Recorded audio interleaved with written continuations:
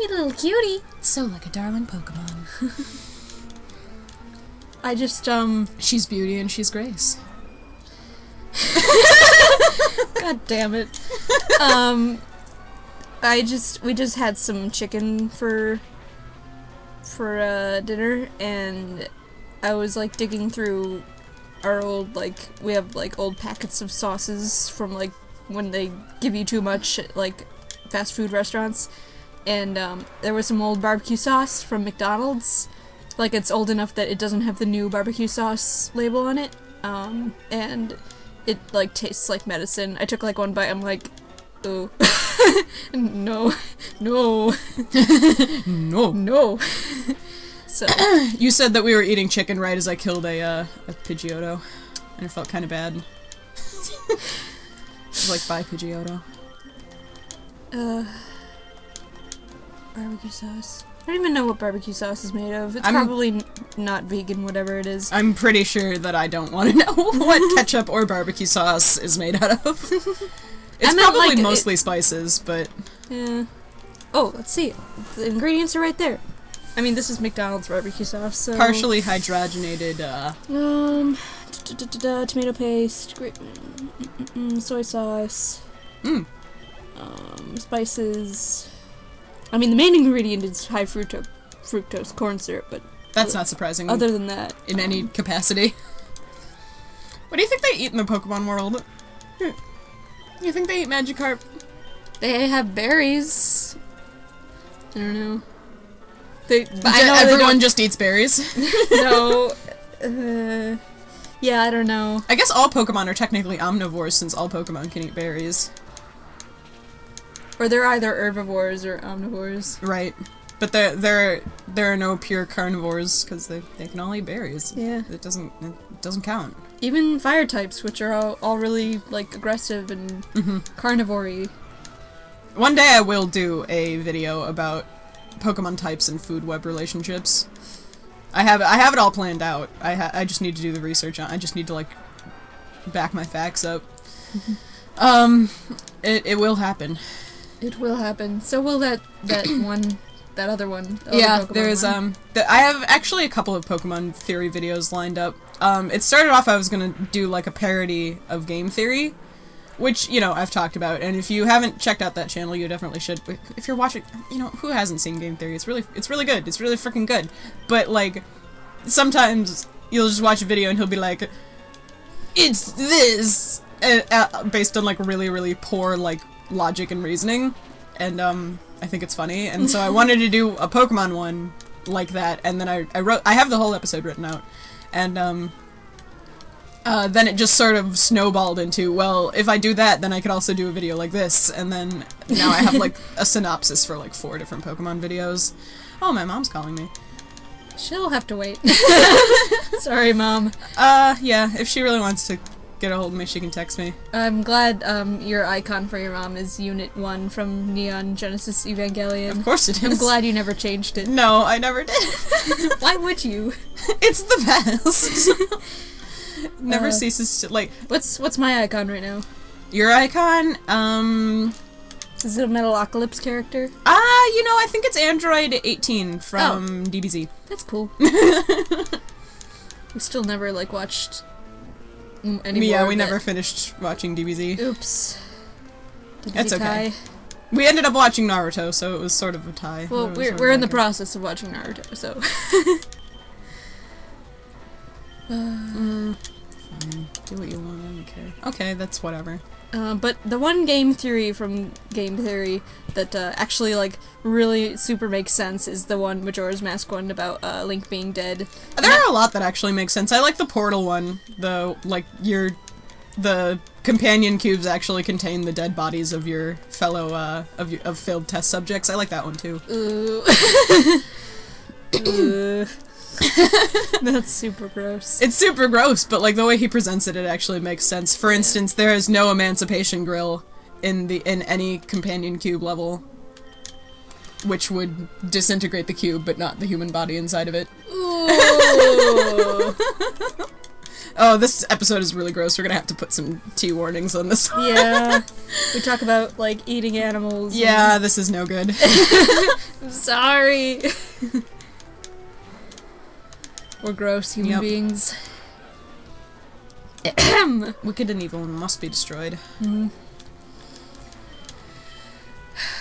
Maybe one of these trainers will finally destroy us. Maybe. I'm actually gonna pass this over to you, because if I don't call my mom back, she's probably gonna get really angry. So, here you go. Take this. And I'm gonna go make a phone call. I'm scared, I'm gonna die! Don't die. You'll be fine. I trust you. I believe in you. Okay. Okay, now that she's gone. Hoping I'm gonna magically screw this up somehow. Just you watch. Then I'm gonna have to explain tearfully what happened. And it's gonna be good. Okay.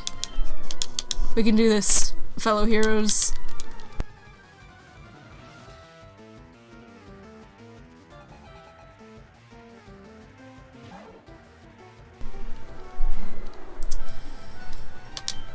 Do you think Farfetch'd uses the same leek throughout his entire life, or does he grow new ones? Does he, like, farm these leeks and just pick out new ones? Like, I like this one for today. Does he eat them eventually? There's so many unanswered questions with Farfetch'd. I have so many questions.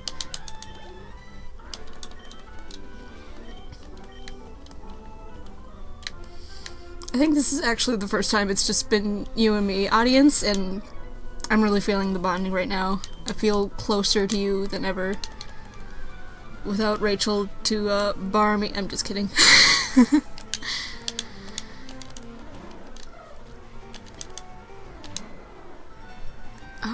Actually...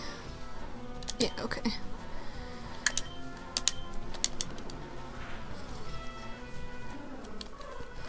I don't know why we're so, like, insistent on being super over-leveled, but, you know... it's fine. It's fine. At least we won't die. Probably. Maybe?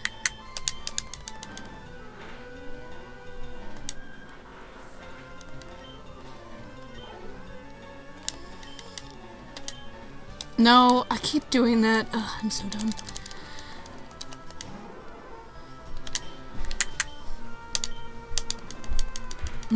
Love using slam over and over. Love it.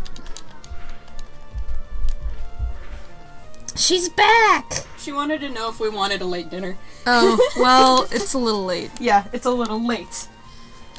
We've already satisfied our bloodlust.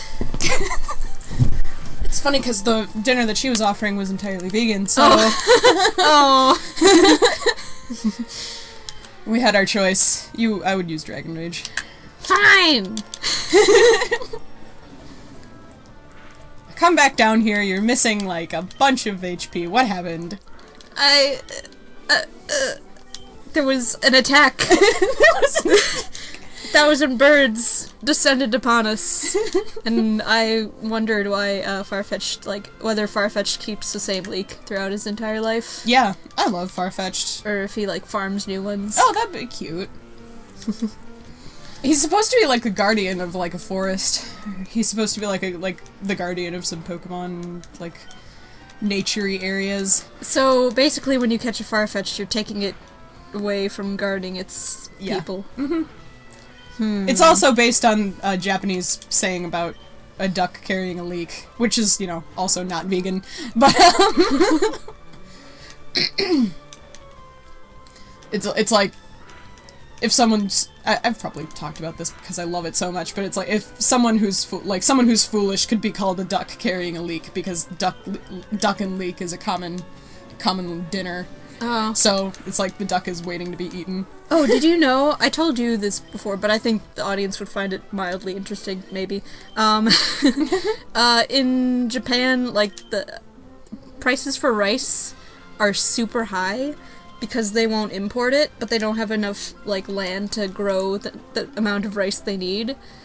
So, even though rice is a staple in, like, the Japanese diet, it's super expensive, which I think is really interesting.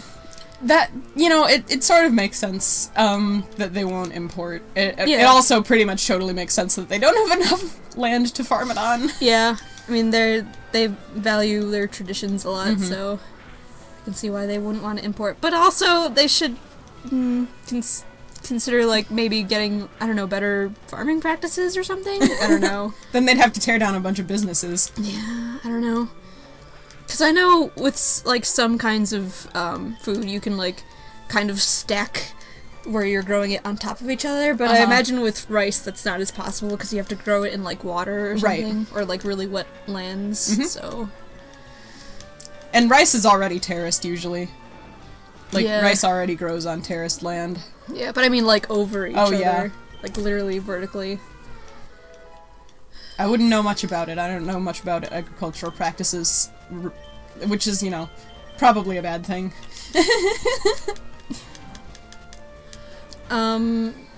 Going into freshman year in college, we had required reading, which I didn't expect to have in college, but, you know,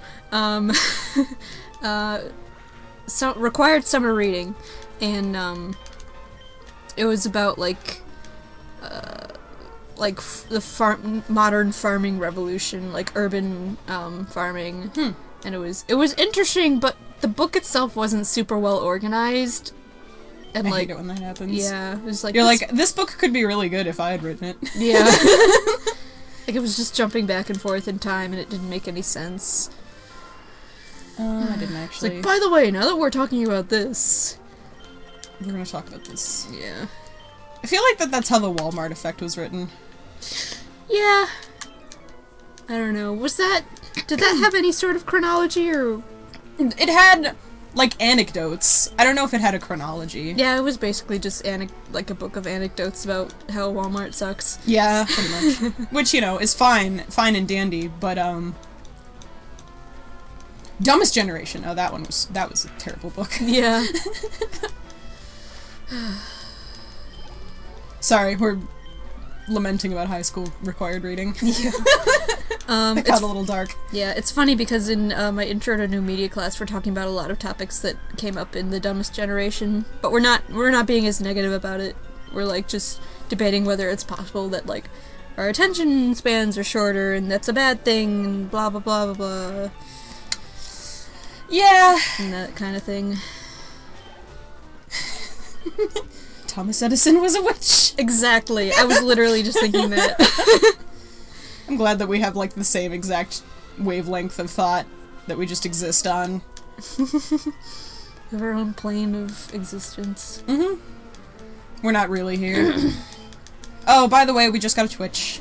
Just created a Twitch. Oh, yeah. It's sort of late in the episode to be introducing this, but we did, we actually have a hitbox, too, and I'll sort of be experimenting to see which one I like better. Mm-hmm. But, Twitch is the bigger name, so... We do have a Twitch. It's linked on our About page if you would like to go check it out. If you want to go follow us there. You definitely don't have to subscribe. I wouldn't. We haven't put any investment in it, so it's not... We haven't even tried it yet, No, so... not yet. But if you guys would be interested, I'm thinking about practicing doing some Spyro speedruns, because it looks like fun. And Spyro's my favorite game. We could also do some games that, like, we wouldn't necessarily want to LP, like maybe, Naruto Ultimate Ninja Storm 3. Yes. 3. Yeah, we have 3. Or Hyrule Warriors or something fun like that. Right, and it would mostly just be us... I'm out of PP for that one. It would mostly just be us crying and doing what we do normally on camera, except, you know, you would get to see us live and ask us questions. If that sort of thing appeals to you, you should definitely go check it out. Follow us on Twitch. We also have a hitbox. If the username's the same there. And I'll probably, like, if I get really good at Spyro speedrunning, which is not actually a thing that might happen, but if I do, then I'll probably be practicing on there and you guys can watch me mess up over and over again and cry. It'll be a great time, and we can all learn from this. So I encourage you to go check that out. And that's all I have to say. Announcement over. You can go back to ignoring us again. I can't believe we're out of PP for Body Slam. That upsets me. It's not like it has that much, but... Wigglytuff is like, I can't. I just body slam anymore. I cannot do a single body slam. I have a tummy ache.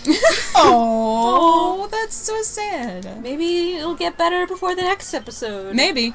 Right here on Heroes Try Hard.